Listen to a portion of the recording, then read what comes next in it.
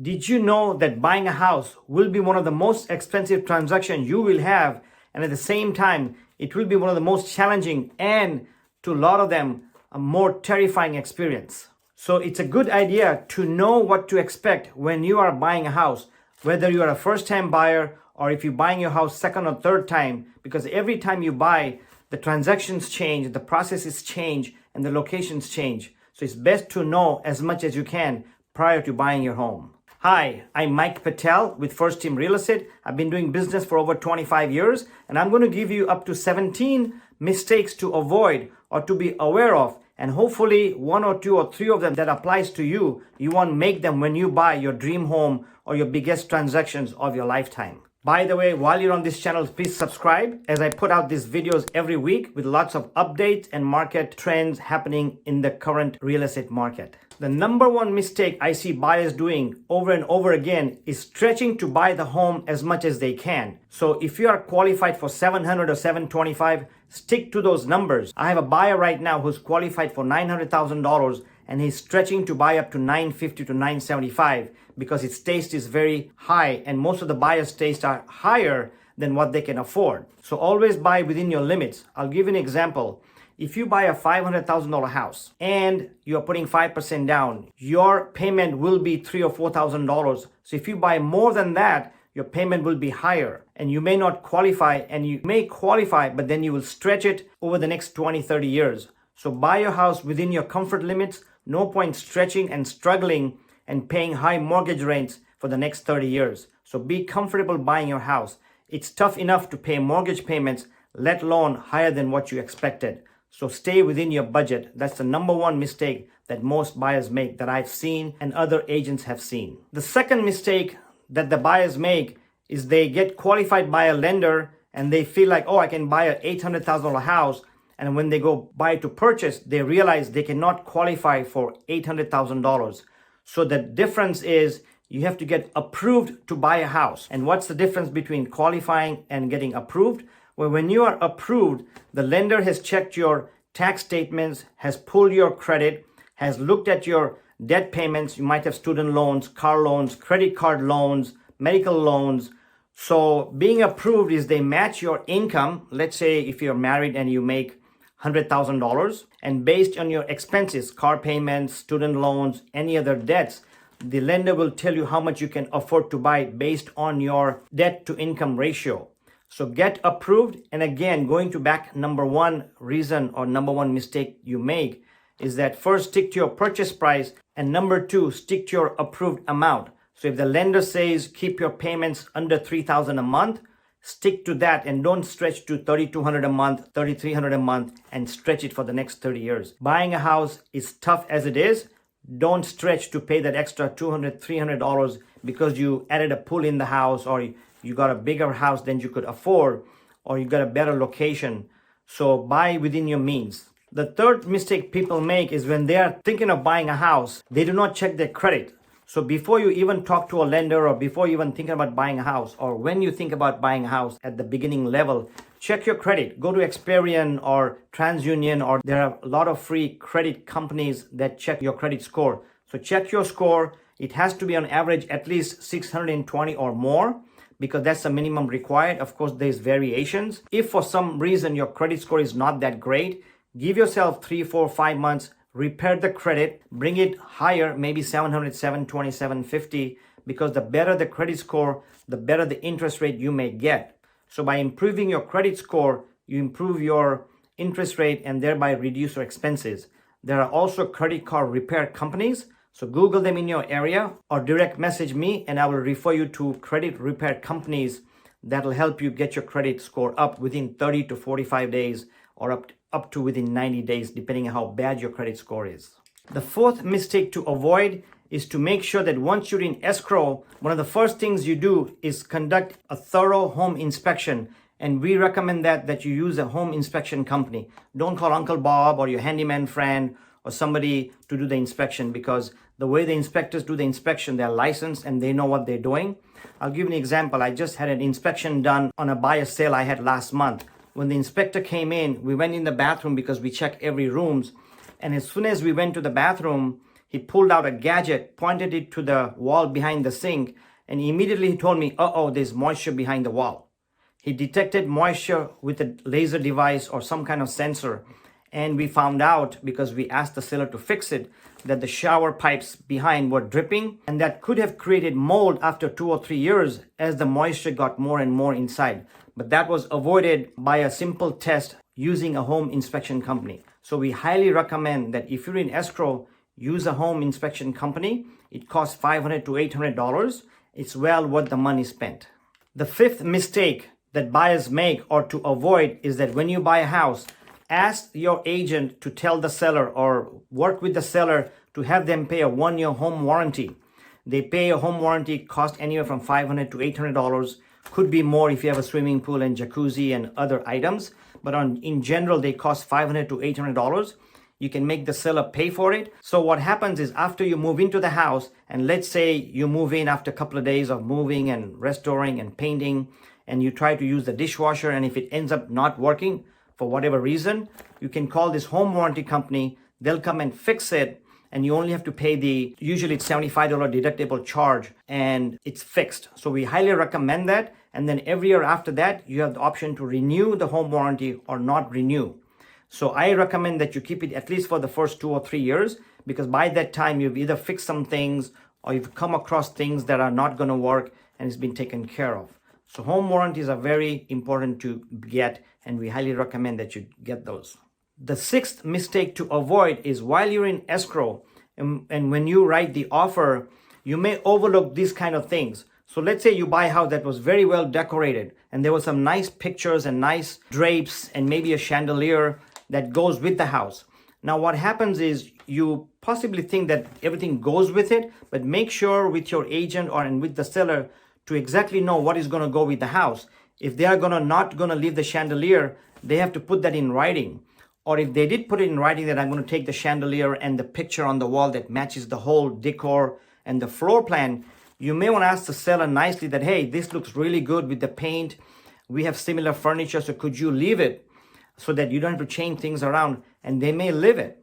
You may want the refrigerator that matches the appliances, and usually they don't leave that, but you could ask the seller to leave that for you or negotiate a bargain price, and you could do that, and the seller may give you that refrigerator for free or give it to you at a mass discount. Because what if you move in and then don't find a similar refrigerator that matches the colors or the brand of the other appliances like stoves and the dishwasher and the microwave? So always a good idea to look at thoroughly detail what the house offers and what you may want to keep, despite the fact that it belongs to the seller. Sometimes they are willing to negotiate with you, and sellers are nice people in general, and they may want to have you enjoy the decor that they enjoy, that they may not be able to use it at the second house.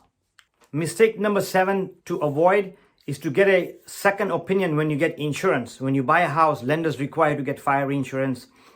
So when you are getting insurance, lenders recommend you insurance company, or agents may recommend you an insurance company. But we also recommend that you get a second and third quote on your own. If you are with State Farm or AAA or Farmers Insurance, you may want to get a quote from them because you could get a bundle price. So even if you can save $20, $30, $40, $50 a month in insurance money, it's worth it because you're stretching to buy the house as it is. So that $50 a month can go a long way. So we always recommend getting 2 or 3 quotes and get the best insurance. Not only the best insurance, but the best deductible that you can get. Because the higher the deductible, the lower the premium. So you can adjust it. So talk to your insurance company and get the best quote that you can get. Mistake number 8 is to make sure or to check if there is septic tank in the house, or if there is a septic tank and not a public sewer system. Of course, this doesn't apply to people in the metro areas, in the cities, but it may apply to other people in the rural areas. In fact, we bought a house in the desert 2 years ago for an Airbnb while we were in escrow, and the good thing I was an agent, I was going through the paperwork and I found out that the neighbors had septic tank. So I got curious and called the seller's agent to ask him to see if there's a septic tank, and he said, yes, there is. He did not disclose that to us. So I found out there was a septic tank, and then I found out the requirement that when you transfer title, there has to be a septic tank certification. So we made the seller pump the septic tank because it was almost full. It was not done for 2 or 3 years. So we had him pump the septic tank and gave us a certification of the septic tank that it was working properly, etc. So do check for things like that with your agent or with the seller. Mistake number 9 to avoid is to make sure that you have an appraisal done. If you're a cash buyer, even then we recommend an appraisal done. And if you're getting a loan, lenders require that anyways. They cost anywhere from $500 to $1,000 depending on the size of the house. So getting an appraisal not only gets you a value of your home, if the appraised value is lower than the purchase price, let's say you bought a house for $450 and the appraisal came in at $440, you may have to negotiate with the seller to reduce the price, and maybe they will reduce it to $440. The other option is if it doesn't come up to the appraisal, then you can get a second appraisal or just pay the difference. Of course, in this hot market, a lot of the sellers will not reduce the price, so you may have to come up with the extra $10,000 to make up for the appraised value on the loan. And if you're a cash buyer, at least you know if you're paying $1 million for a home, if the house is worth $1 million or not, and it's not just worth $950 or so. So we recommend appraisals done all the time. The 10th mistake to avoid is to make sure that when you get a title insurance, when you transfer title, check your title for any liens, any encumbrances. Of course, the title company is supposed to do that, but we recommend that you go through it with your listing agent, with the title officer, and make sure that when you change title, there are no liens or no encumbrances. So that's a good one to check. And also make sure to use a national title company rather than some of these small title companies, because there is a difference on how much they charge and how much they cover.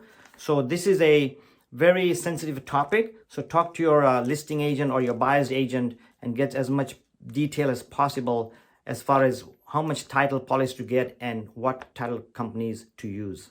Mistake number 11 to avoid is that if you're stretching to buy a house and you are pretty much short on your closing cost, then sometimes you can ask the sellers to pay your closing costs, because the closing cost is in addition to your down payment.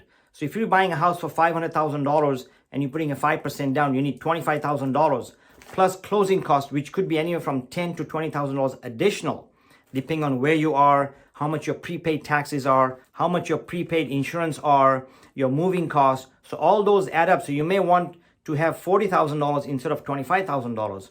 So if you're running short, you could ask the seller to pay for $5,000 in closing costs, etc., to help you avoid not end up buying the house.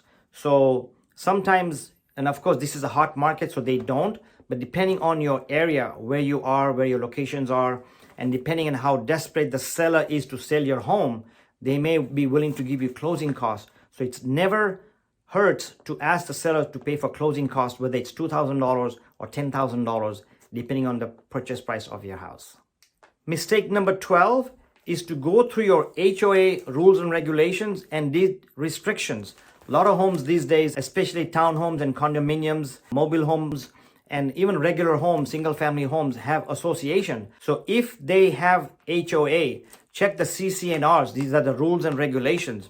I'll give you a simple thing. If you own a pet, and today more than 70% of the homes have a pet. So let's say you have a large dog, a Doberman that is pretty big size. Some of the association have restrictions on how tall they can be. So once you move in, they may have you get rid of that dog because it's oversized. In my community where I live, 2 years ago, one of the neighbors rented their house to a plumber. And the plumber had a truck. It's a regular truck, the plumbing truck. It had signs on it saying, "I'm a plumber," and the name of the plumbing company. And he could not park in the driveway, so he had to park on the streets for some reason because they had 3 or 4 cars. So even though he parked in the driveway, the association asked them to move the truck or park it inside the garage, but he could not park inside the garage because it was too tall to go inside. The rules and regulations says that you cannot park a commercial vehicle in your driveway or on the streets.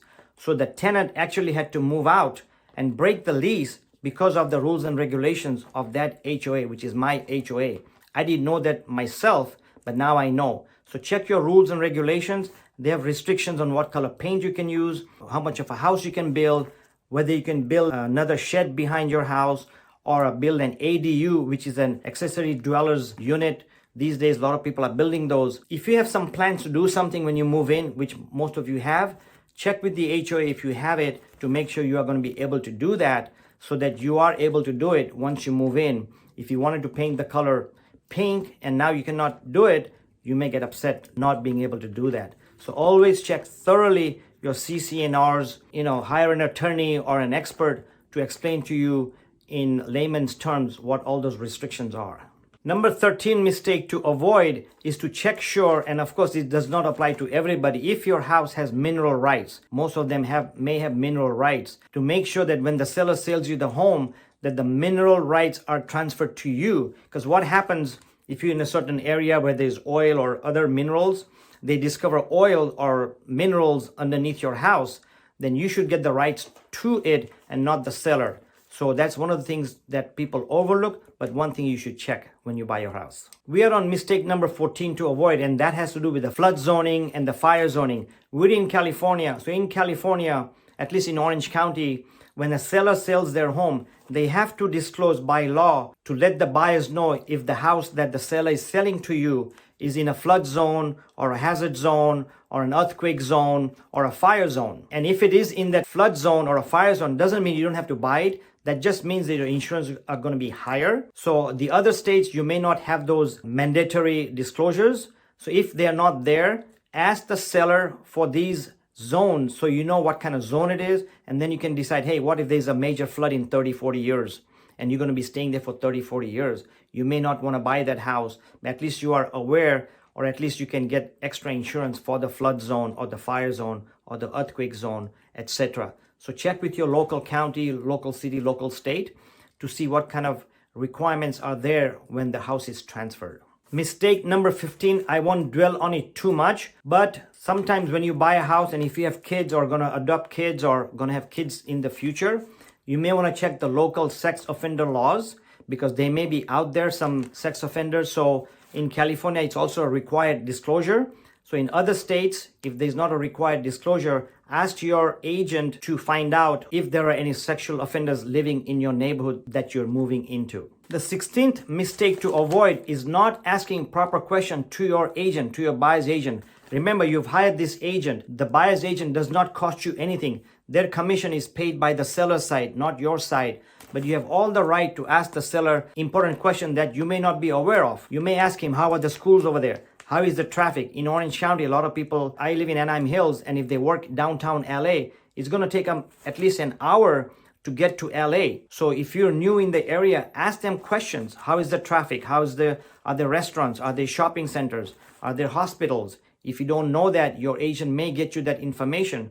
Of course, today there's Google and all the other information, but you can't rely on that. So if you want specific information about specific schools or some other information about zoning in that area or what kind of private schools are out there or any question you have, ask your realtor. If they don't have the information, they will get it for you. At least the good agents will get them for you. You are hiring an agent. He's going to make money by selling your house. So he's excited to help you. That's their job. Ask your realtor question as many as you have. Of course, reasonable questions, because a lot of the things you can do online today. But anything else, feel free to ask them and make sure you're satisfied with the answers. If he or she, the agent, cannot get you the answers, they will get you the resources for you to get the answers. So work with a great agent. And I belong to a national network of top agents. So if you're not in Anaheim Hills, California, or if you're not in Orange County, I'll be glad to refer you. So feel free to contact me. And the mistake number 17, the last mistake I'm going to talk about, is to buy below your means. I mentioned briefly in one of the other points that you should buy below your means. So get approved just below what you can afford. Don't stretch it. At the same time, you want to have money left over. So if you have a $25,000 down payment and you're buying a house at $500,000 at 5% down, you need $25,000. But you may need additional $15,000 to $20,000 to move into the house, because on top of the down payment of $25,000, you're going to have prepaid costs like insurance and tax and closing costs as well, escrow, title, document fees, origination fees. So that in itself can range from anywhere from $10,000 to $20,000 additional on top of your $25,000. But I've sold many homes, and a lot of the buyers don't think about the moving cost. So yes, let's say you paid $35,000 to close the escrow, your down payment and closing costs and prepaid costs. Now you're moving. You may end up buying extra furniture, extra appliances. You may have to come and fix a little bathroom or buy an appliance that's not working properly. So you always keep $4,000 or $5,000 extra for unexpected expenses. But we also recommend that you have 2 or 3 or 4 months of extra reserve for your monthly living. What will happen after 6 months you buy the house and one of you, if you're a couple or 2 people working together and one of them loses a job, do you have extra funds? So we recommend that you have extra funds, what we call emergency funds, not only for moving expenses and other unexpected homes when you move in, but also if something happens, if you get sick or one of your spouses cannot work for 5 months, do you have the extra 4 or 5 months of payments so that you don't stop making payments that will ruin your scores, credit scores, or even lose the house? So buy below your means, but buy as much as you can, but buy below the means. We always want a car. We always want a Mercedes, but our budget is a Honda. Same thing with a house. We want a house with a nice view and a nice yard, move-in condition, but our budget is a home with a regular home. And it's okay to buy a regular home. The key thing is get into a house, and after 3 or 4 or 5 years, buy your dream home, do your move-up home, and then keep moving up and up as you grow financially and otherwise. So good luck. Thanks for watching my video. Please watch this video. It talks about when is the right time to buy. So here's the link for it.